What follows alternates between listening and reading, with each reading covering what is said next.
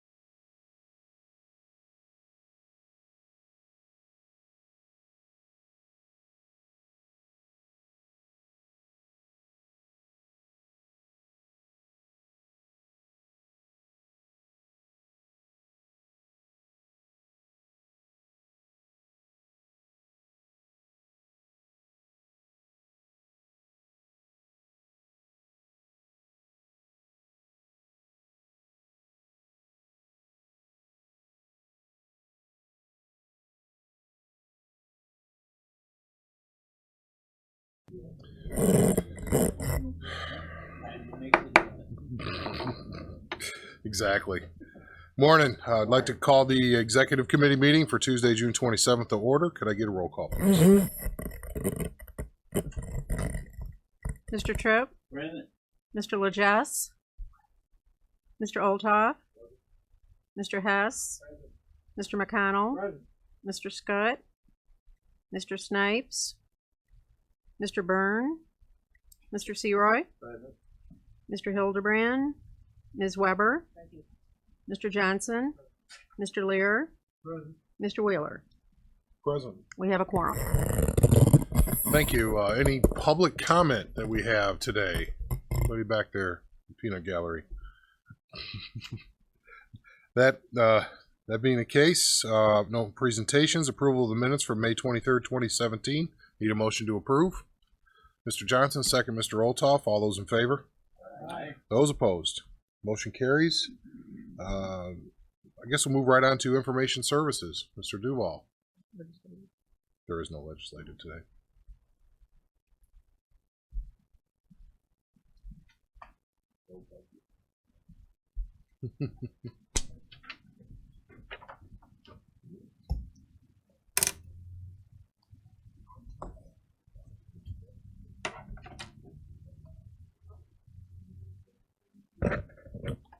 Okay, I'm just give you an update of a few items.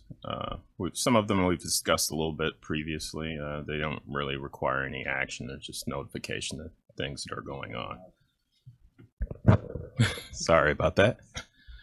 Okay, The first one issue that I wanted to discuss is that I think last meeting I talked about possibly moving or discussing with Fabulous Fiber, which is the institution that's local that we use to connect the campus buildings. I wanted to see if we could get it moved from the previous line that we used from the state's attorney's previous location to the court campus and have that moved over here, since we were already contracted to it and we're the ones to move.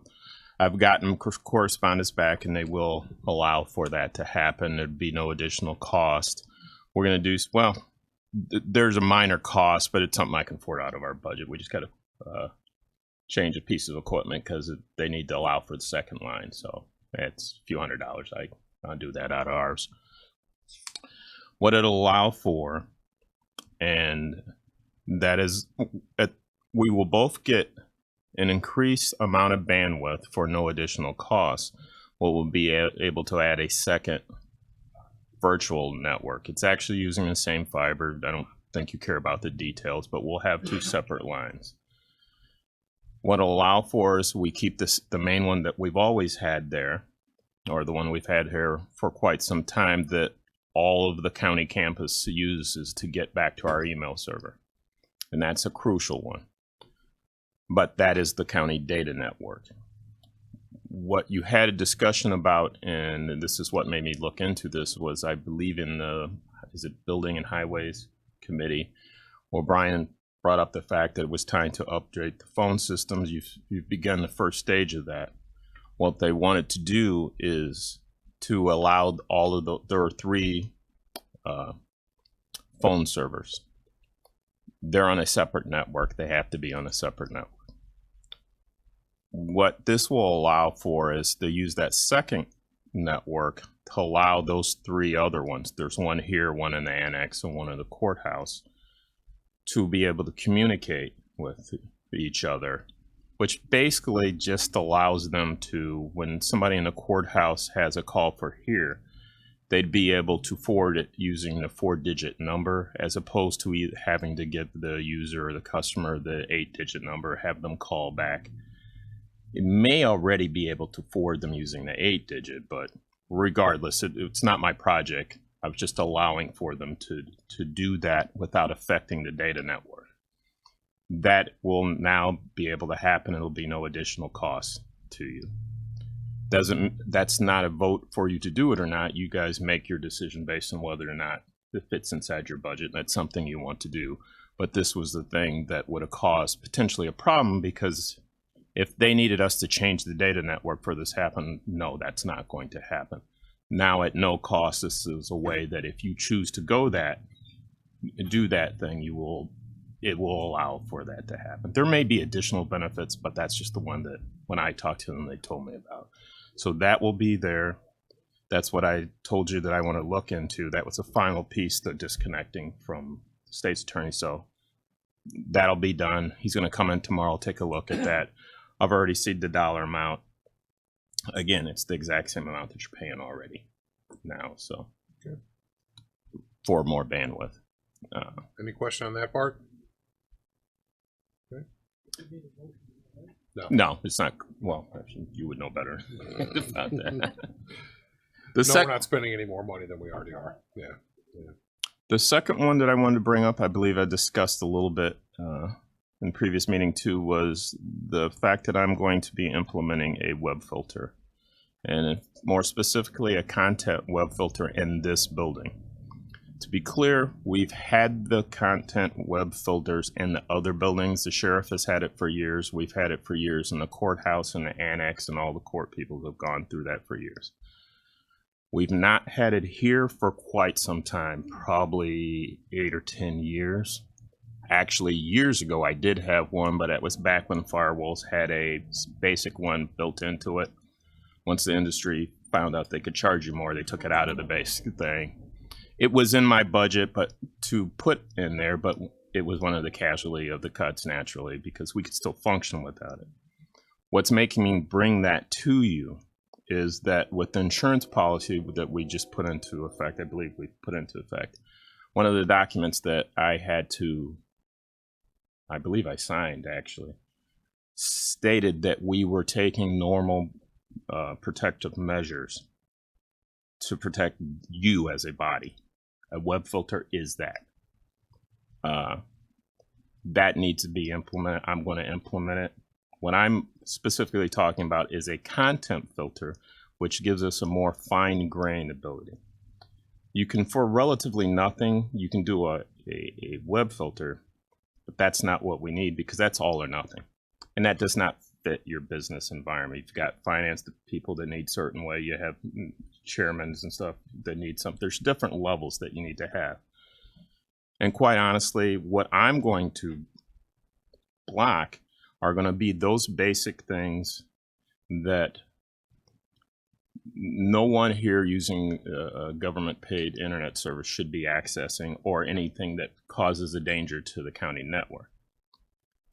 What I'm discussing with the chairman is you probably need to go an additional step, and I believe he's going to have one brought up in future meetings, is to update your internet uses policy, because you may want to go farther than I'm going to go.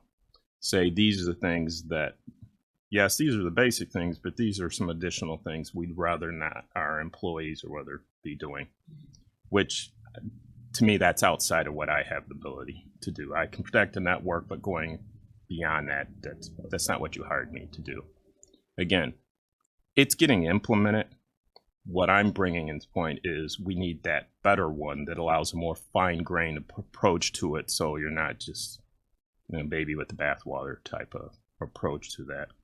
I believe we talked to the chairman. There will be additional cost here. I'm not asking for anything right now, but I believe Chairman and I have discussed the matter. He had some good ideas about how potentially, because of protection of us from liability, that we may be able to do. I will probably charge it out of my budget regardless. It would be what we do at the year end to see how that gets moved at some point. Is that how we? I thought that's how we left it. But. That's how we left it. We wanted to get the particulars, the finances, and then adjust it for the next budget year, rather than blowing up this year's budget. It wouldn't be blowing up. It's not. Yeah, it's not that. It's not that much, but it's what you risk on the back end of the liability side, because it is an open door that's wide open at times, and there's a lot of bots and things that can get through clickbait, basically. So we want to tie that up. We want to tie it into what we do with our social media policy, which I have State's Attorney's Office has given me a sample policy that I'm reviewing. We'll bring back to this committee when we think that we have something that will be brought into the employee handbook as we do all of those updates based on our management letter that we saw with the audit and things like that. So it's an overall process to make sure that all of these things we're talking about are updated in the next version of the employee handbook. So, and to be clear, there are multiple firewalls that we have in effect. So it's not that you're insecure. What we have now is I can tell you who did what after the fact. This is when they go to surf, we would be limiting what they could go to, and we can stop them from going for that before they do that, which is something that's in your interest. Nobody's doing anything nefarious there, Correct. But if somebody did it, I'm not a lawyer, but I'm sure a state's attorney would probably tell you if they did it using your internet access and you didn't do your due diligence or do those things that are normally to do, I would imagine you would be held liable. That's what we're trying to make sure that we take into account. And to the point about the insurance, that we did kind of approve the concept. Tomorrow at Finance, you will have the proposals for that.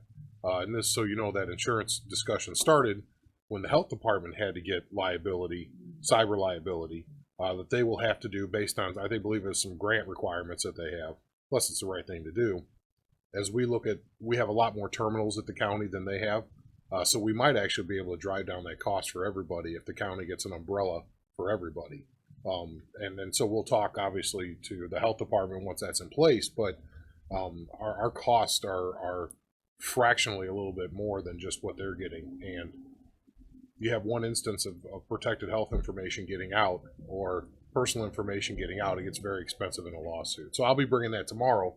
We approved it in theory. Now I finally got the prices to bring back.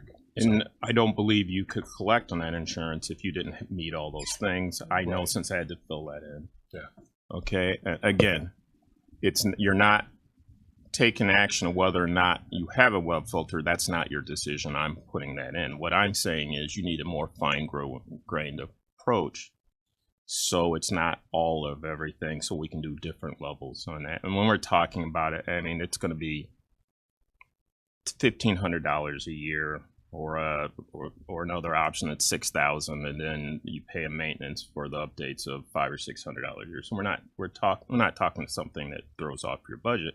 But in my small budget, it's not there.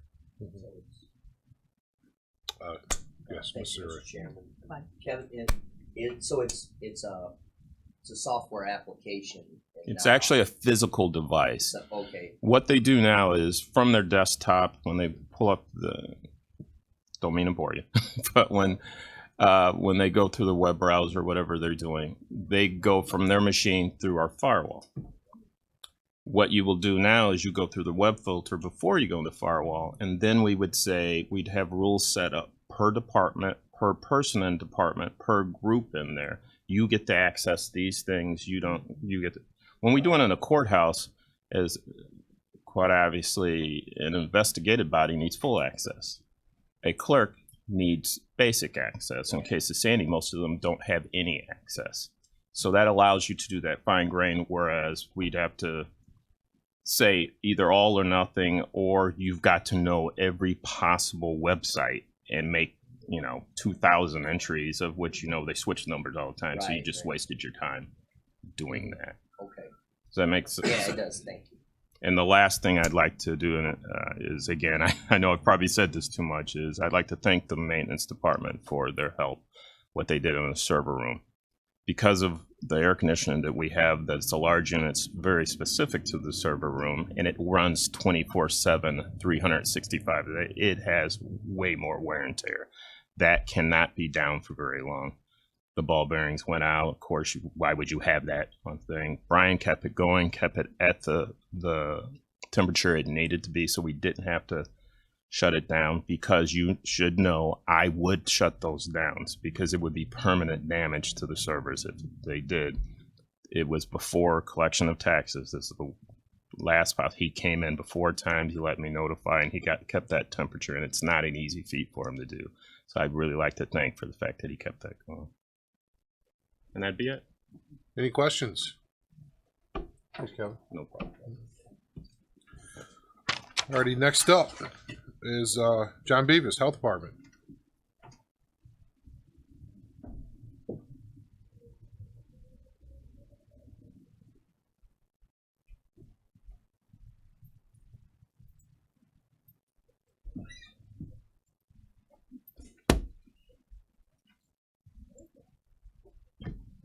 Good morning.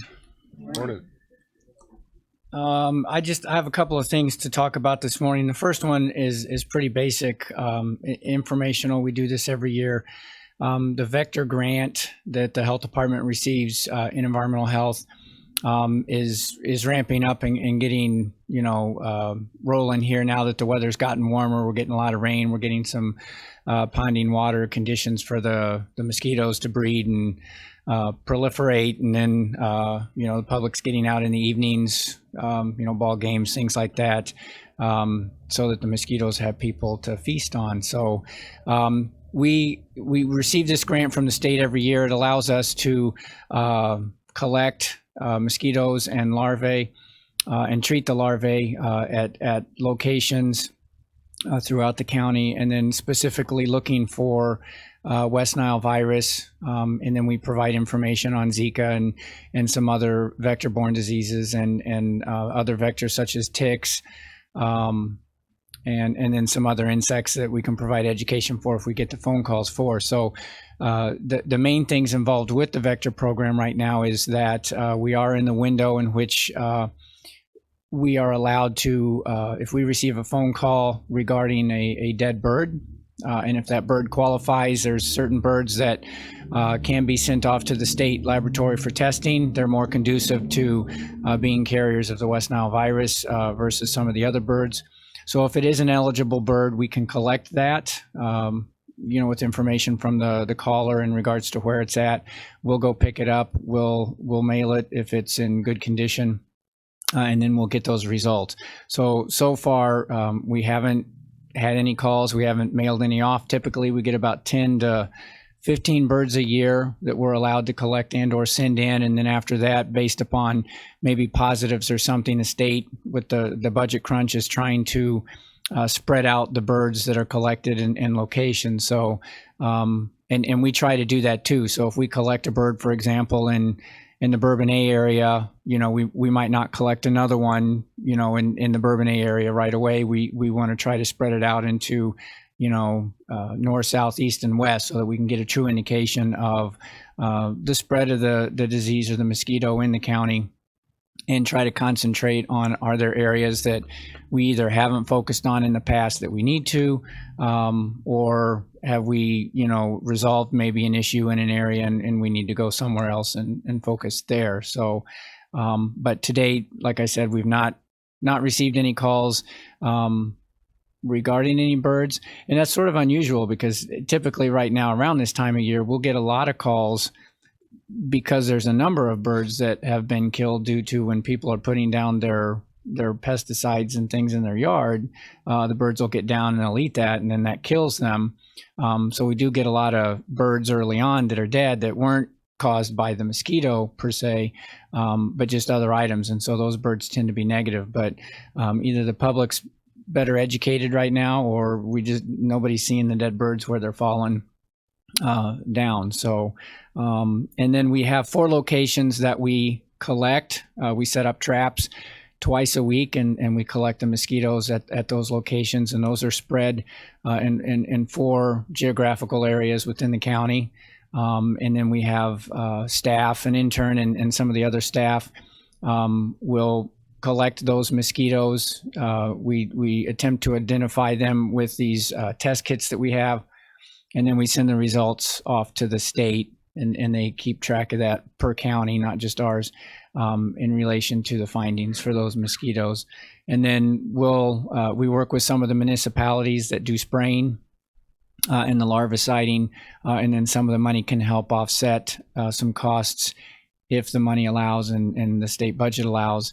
Sometimes communities that don't necessarily have those treatment abilities, we might be able to help purchase some of that for them, but then they have to provide staff that are trained in order to use it properly, and we offer those trainings typically once a year as part of the grant program. We'll have a training so that some of the municipalities can send in their staff. Then they're trained to, basically it's a briquette, and you can throw these in the standing water, and that'll take care of the larva. And then once the mosquitoes have hatched and they're flying around, then they're at the privy of a hand, or flying through the spray of the truck, or living out their lifespan, before they would pass away. So, any questions on that? Mr. Siri? Thank you, Mr. Chairman.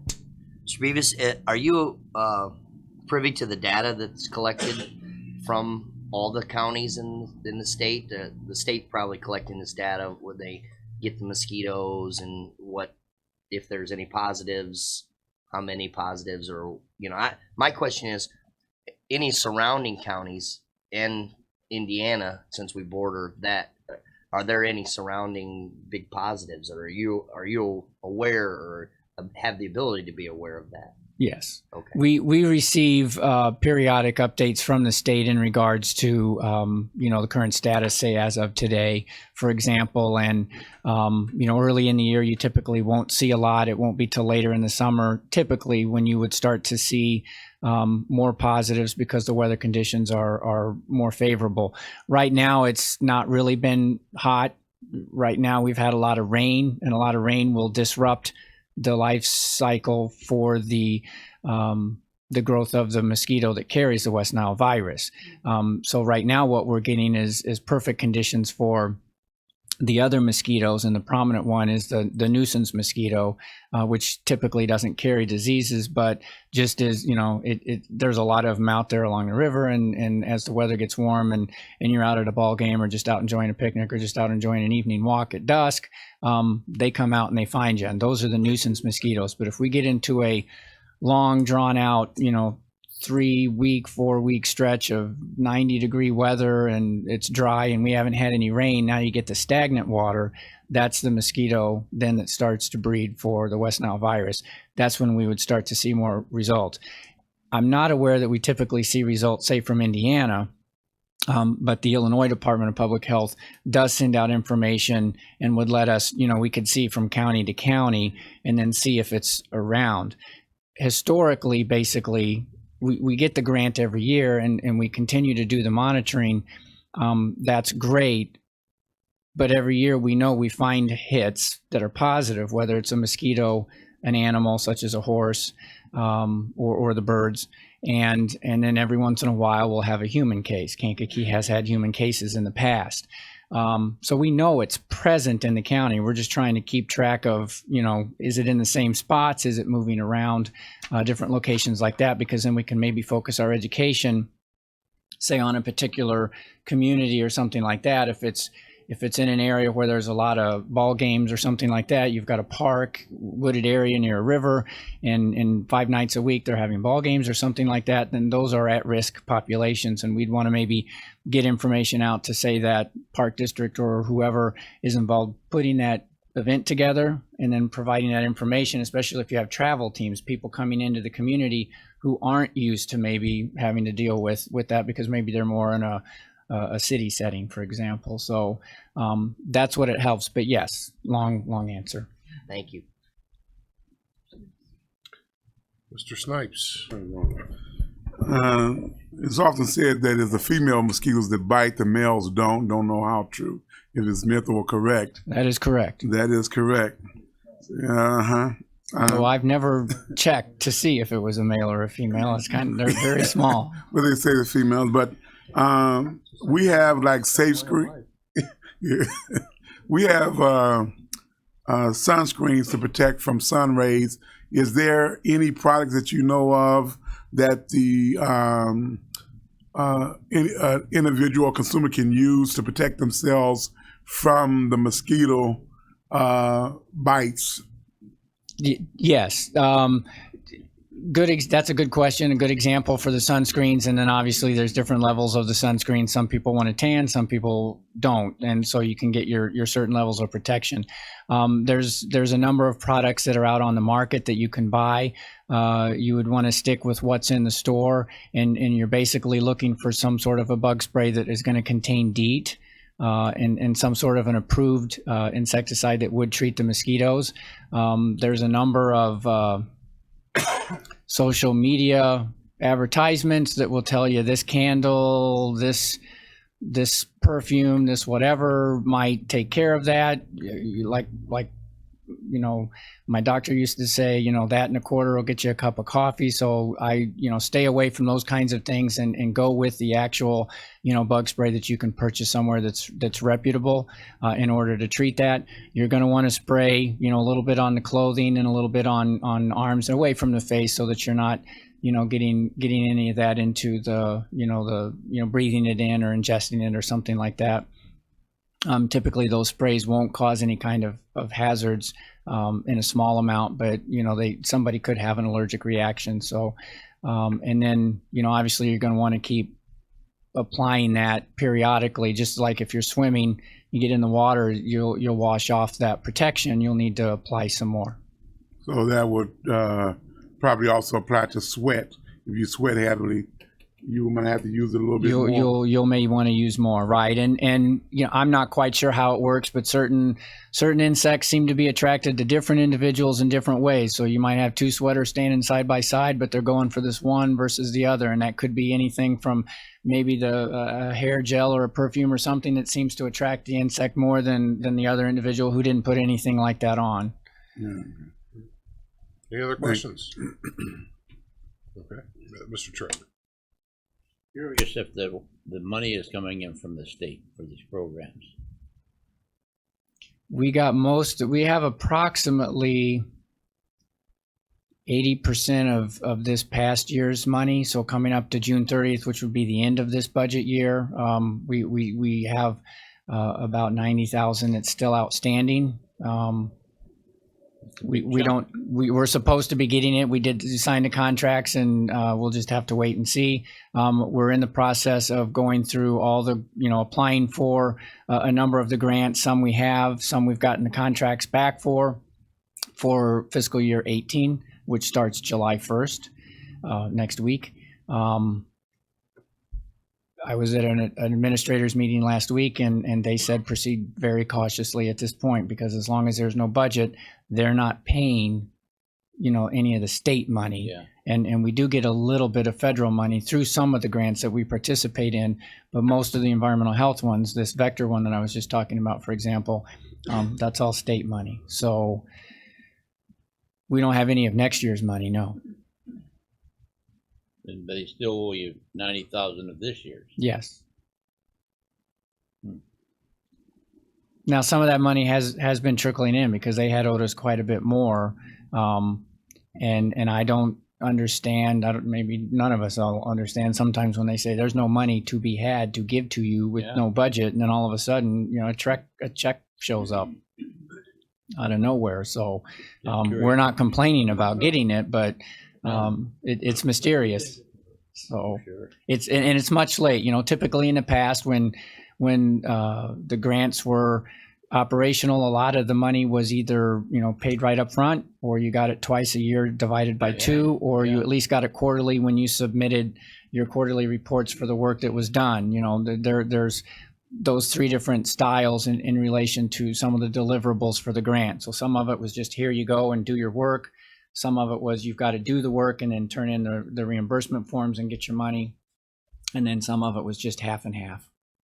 But right now they wait till the very end. Yeah. Or not at all. Or not at all. Yeah. That's true. Any other questions on that part of it? All right. All right, thank you. The second item I wanted to talk about was on July 19th, a little bit before that, early June, I had been notified regarding the EPA conducting a cleanup site for a Superfund site out in, it's referred to on the EPA flyer as the abandoned drum site. It's 17,000 East Road. And I believe if you go in the intersection of what would be 3,000 South Road, east of Pembroke Hopkins Park area, it's a kind of a wooded area. But there was discovered approximately a couple of years ago through some sort of a complaint, I guess, to the EPA, a dump site that contained, upon investigation, it contained approximately 35 barrels of some unknown subject and a burn scar in the ground. So to the best of their ability and on their flyer, the information basically states that they believe that approximately 20 years ago, when the fire occurred, I don't know if they know, but it could have been a large tire pile. It could have been tires and other miscellaneous solid waste items, but somebody burned it and it left a big scar in the ground. And then these barrels might have been there at the same time or could have been dumped secondarily. So you had these 35 barrels, you had this scar in the ground, and when they tested that scar, it had a high level of lead and some other pesticides in it, above what their action level would be for treatment. And so they went through the process of designating this as a Superfund site, and after determining that they couldn't locate an owner or anyone responsible or anything like that. And that's what the Superfund site is for. They have money set aside to help clean up these types of locations. And so that's what's going on right now in late May, all through June, and at this point approximately through mid-July. They will be and are conducting a cleanup. So they're digging up the soil, the contaminated soil at the burn scar to a depth of a number of inches. It's not that deep, but they'll remove all the contaminated soil, and that gets hauled away to a special landfill that can only take hazardous waste, because this would be considered a hazardous waste. So if our landfill was still open, for example, it couldn't just be trucked there and dumped in the ground, because then that would be illegal. So they couldn't do that. So it has to go to a special landfill, and then the barrels, and then they'll put in new clean fill, and then basically try to restore the ground to what it was before. And then the barrels, which the material has been tested, but they don't have the results yet, but they believe it's paint, dried paint. Those were then put in new barrels. So the old barrels that were rusty have been put in another barrel so that they are secure, and then those are going to be removed to another location. And so my understanding is that they had been in contact with some of the appropriate personnel out there in that area to let them know what was going on. They did a survey of the surrounding residences in the near proximity to this location.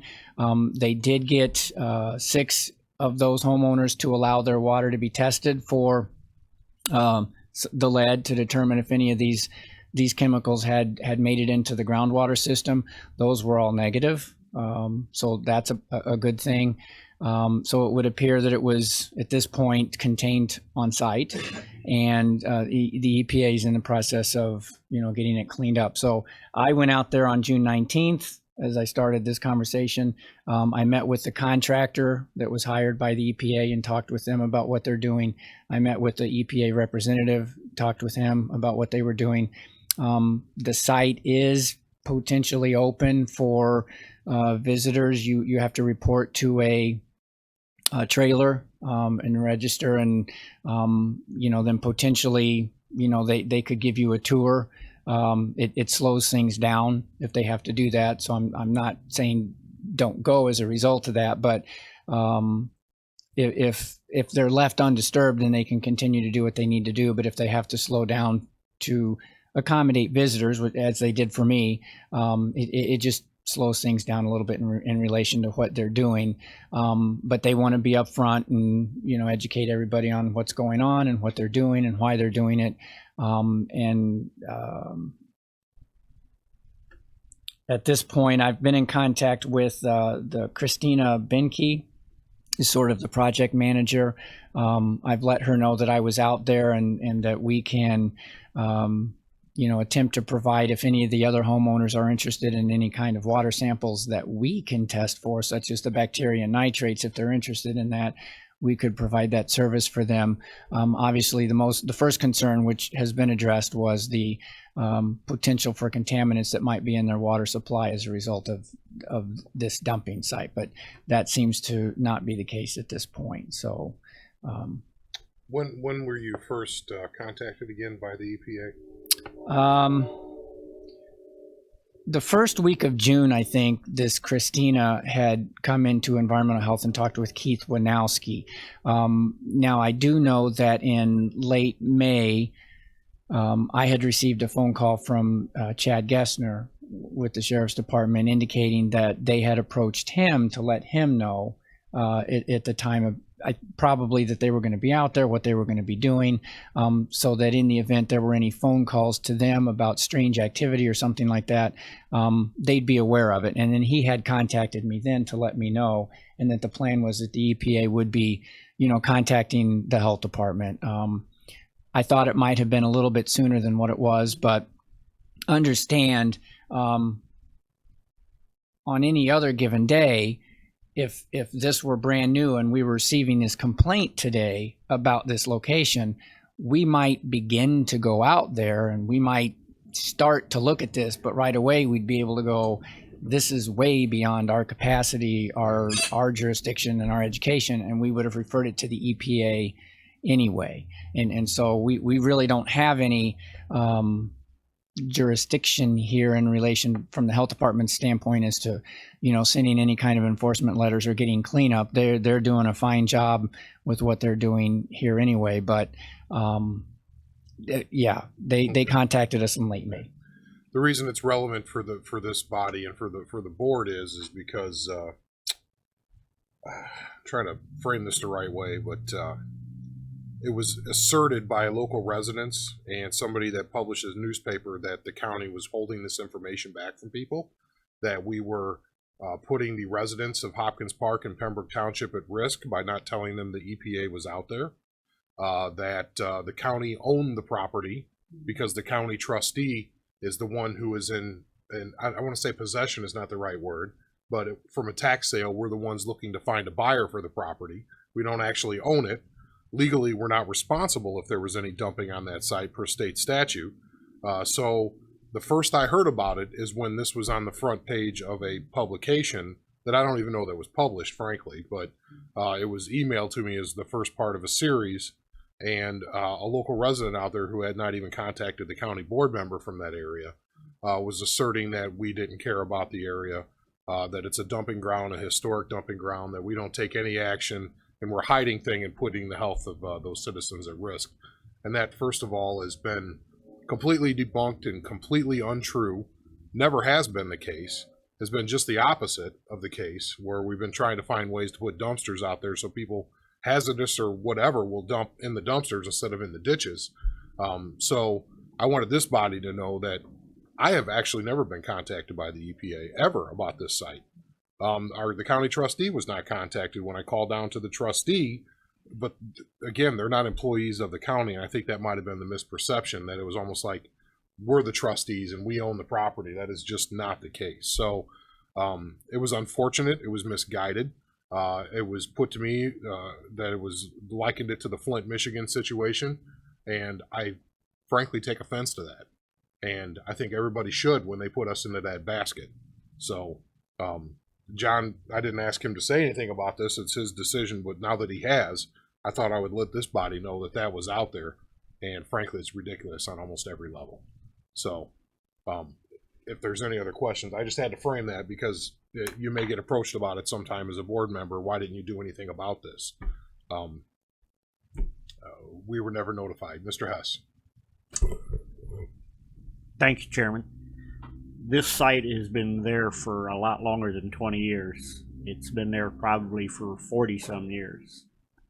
And some of the owners originally were hauling paint from the Sherwin-Williams plant up north. And they were watching for them. I'm dating back to days when I was on the fire department. And they were watching for them, and they caught them several times on Route 1. So they started taking 41 out of Indiana.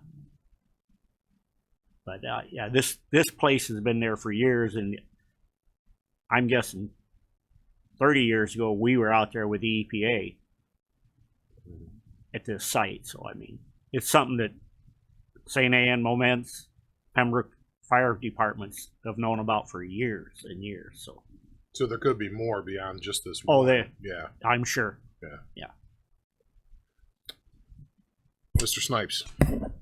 Yeah, I echo the same sentiments because when I was young, they complained about the illegal dumping that was going on out in Pembroke. So it far dates what's being done. Certainly, we appreciate the EPA for going out and doing the cleanup. My concern, and I hope that at some given point in time, they will be contacting the health department to give a report on, that everything is cleaned up, everything is brought to a level. But I certainly would appreciate if it would go a little further to make sure that since they're cleaning up, if they would check or hear complaints on any other sites and then clean up those sites as well, if it is a hazard out there in Pembroke or to the residents of the Pembroke Township. That's a good point. I can attempt to try. I can have another conversation with the EPA and ask them if in the future, when these come up, and obviously individuals may change from who's working for the EPA today and who's working for the EPA next year, in regards to how to better maybe contact, say the individuals responsible in Kankakee County, at least to make us aware.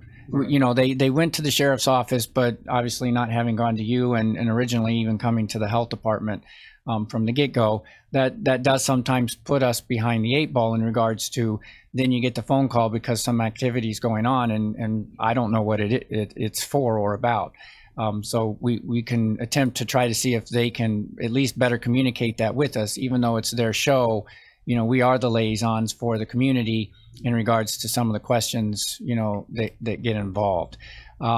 In talking with the EPA, you know, we have two different kind of dumping scenarios here that obviously exist, you know, anywhere, not only out in the Hopkins Park area, but there's a number of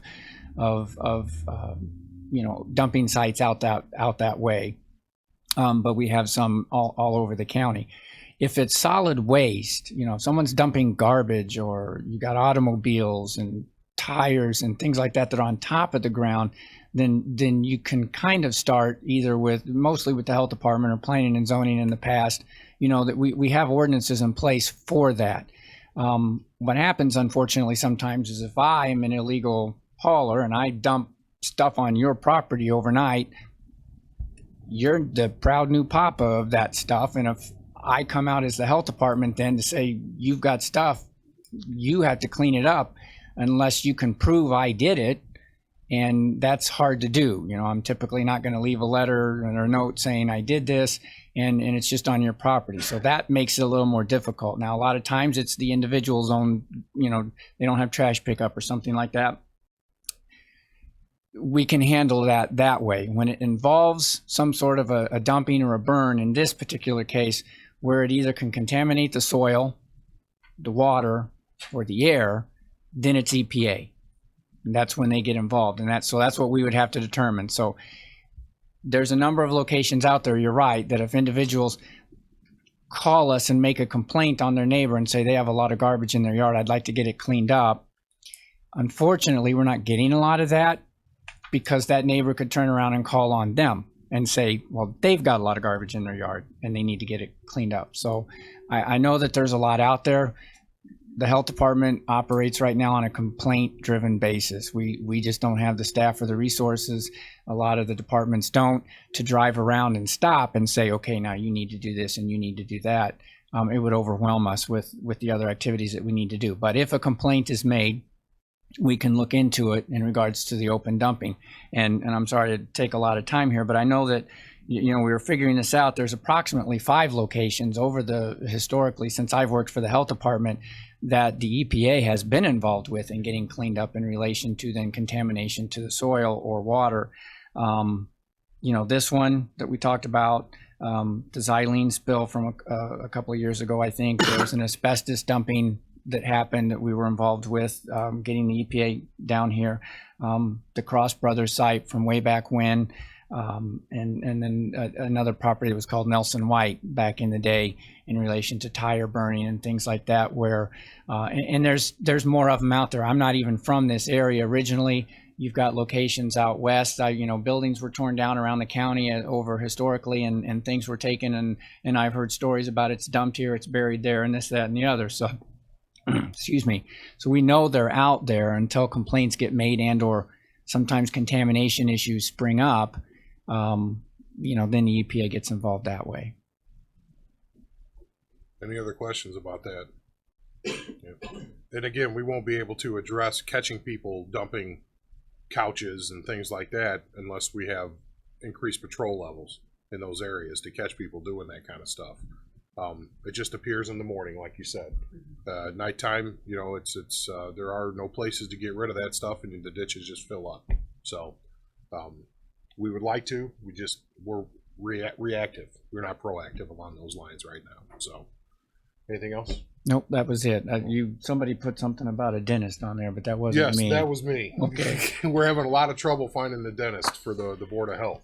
And I didn't know if that was something that you could have the board maybe reach out and make some phone calls, because we got to fill that position. And I didn't know, traditionally this has been open for what, 4 months, 5 months? We keep announcing it. It's probably been longer than that. We've talked about it at the meetings. We're trying to come up with some names too. So it's you know, if it stays open, it stays open. There's only so many dentists that we can try to approach, but we have reached out to a couple and they've declined. We'll keep trying. Okay, thanks. So is it okay if we just put that ball into your court to make the phone calls? Because we just keep announcing it, and it's not a big deal. We can keep saying it. You know, sure. I think that would be okay to do, and then maybe we can just report quarterly Okay. We As long as it's not one you haven't guys filled are. it yet, or Okay. hopefully Filled it. we I saw have. what you did there. Filled it. Yeah. Yeah. See. Thanks so much. All right, thank you.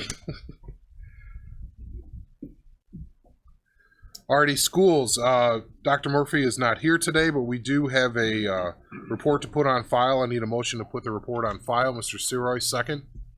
Mr. Olthoff, all those in favor? Aye. Those opposed? Alrighty, Mr. Roof, do you have anything today for us? From the VAC.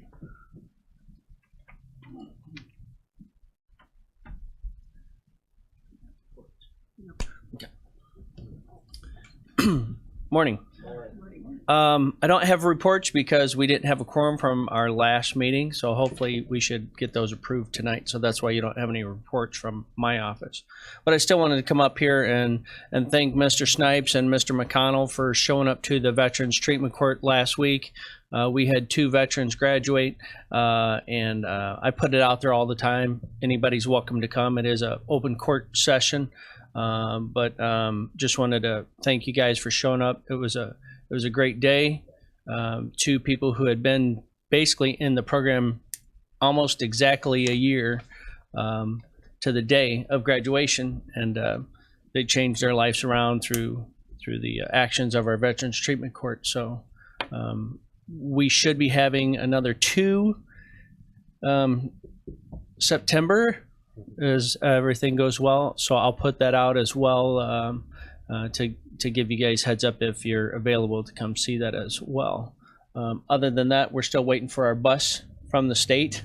So we'll see when that comes about. I don't really have anything else to report at this time, unless anybody has any questions. Anything from Mr. Roof? Mr. McConnell. Follow up with Mr. Roof. If you get a chance, you really need to go to the Veterans Court, because it's some of these stories that have been told and lives that have been changed. It would amaze you what goes on, and it's not an easy program. It's just not come and show up. I mean, they have to toe the line, and they get their fingers slapped once in a while, and they continue on, and it's 2 steps forward sometimes, 1 step back, but they continue on, and they succeed in it, and they're life changing. So I applaud the Veterans Center for doing that. It's a great program. I think Judge Kramer started that. Judge Winselman did. Winselman, I'm Yep. sorry, Winselman did. Yeah, Kramer was the judge. Yeah, Mhm. Winselman did that, and he was there. And one of the graduates, and he got a big hug. He did a great job. It's well worth your time to go. Any other questions, Mr. Snipes?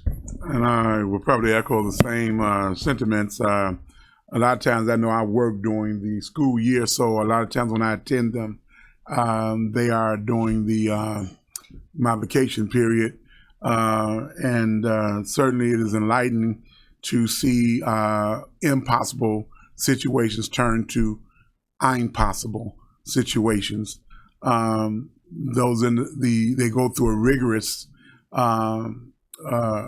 set of expectations that they have to complete, and some never make it to that point. But those that do, it's rewarding when you hear the outcome, and then to also see how they one individual is in the community and doing on getting involved as such. So the turnaround is great, and then for our veterans to hear the last gavel being pounded upon the desk to say, the cases against you is dismissed or whatever. We're giving you a second, and in some cases a third opportunity to get it right, whatever it takes. I think if these individuals fight for us, then we have a duty and obligation to fight and help them as well. So though we have 28 members of the board, if there are some that can just circulate where the board presence is there, I think it would be it would be a great opportunity not only for the board member, but to show our support to the veterans or wherever as they come to the courts. And on the other end, there are I was there one time where the judge had to send an individual to jail, and he had to go and get locked up. I think it was about a year or so ago. And so, so it's a tough program, but when you prevail to the end of it, you can see the rewards. Thank you. All right, anything else? Thank you. Have a good day. No personnel HR issues today to discuss. Moving on to number 12, the County Code for Ethics Commission. Basically, as we put this together, the process is we have a county code right now on the Ethics Commission that was created 6, 8, 10 years ago, roughly. I don't know the exact date. But some of that is a little bit outdated and some of it needs to be changed. Some of it will be wholly changed by the what is adopted by the newly seated Ethics Commission. Okay, the process is they have to be seated, if you will, and that'll be on July 11th, those 3 individuals. That'll be after the full board meeting will be the first meeting of the Ethics Commission. It's basically an organizational meeting. They will draw lots on terms, and then we will have one of those be the chairperson. And then also they will, there's one other housekeeping aspect. Oh, they have the bylaws, if you will, that we will come back next month and adopt as the new county code on the Ethics Commission. There's some things that were missing, some things that needed to change. One of the things that need to change, and we need to do that ahead of time, is the ethics advisor for this 3-person tribunal, if you will. The ethics advisor as the county code, and it's in your packet. It's a few pages in, but I'll just read it off under section 2-229 of the county code. The chairperson with the advising consent of the county board shall designate an ethics advisor for the county. The duties of the ethics advisor may be delegated to an officer or employee of the county unless the position is be created as an office by the county board. Section B, the duties of the ethics advisor shall provide guidance to the officers and employees of the county concerning the interpretation of and compliance with the provisions of this article and state ethics laws. The ethics advisor shall perform such other duties as may be delegated by the county board. And finally, the actual appointment of that, which in the future will lie outside of this code, so we don't have to keep amending it as we do things differently, but is appointed, the county state's attorney is designated and appointed as the county's ethics advisor. I thought it was not a good idea to have the state's attorney as the ethics advisor. I think it should be an independent person, and the state's attorney agrees with me on that. It shouldn't be me, it shouldn't be him, it shouldn't be our successors down the road when we're no longer here. So in this case, I found somebody who we will discuss, or it's part of the appointments and reappointments, but we'll discuss that individual. But the first step is to change the county code on that one part of this. So what I would ask for is a motion to remove section C of there, appointed the county state's attorney is designated and appointed as to the county's ethics advisor. So then we can reappoint somebody into that position. Mr. Lear, did you make the motion? Second, Mr. McConnell. Any questions about this part of it, Mr. Snipes? Well, I probably would agree that the state's attorneys or those individuals that are part of county government probably should be removed from the process.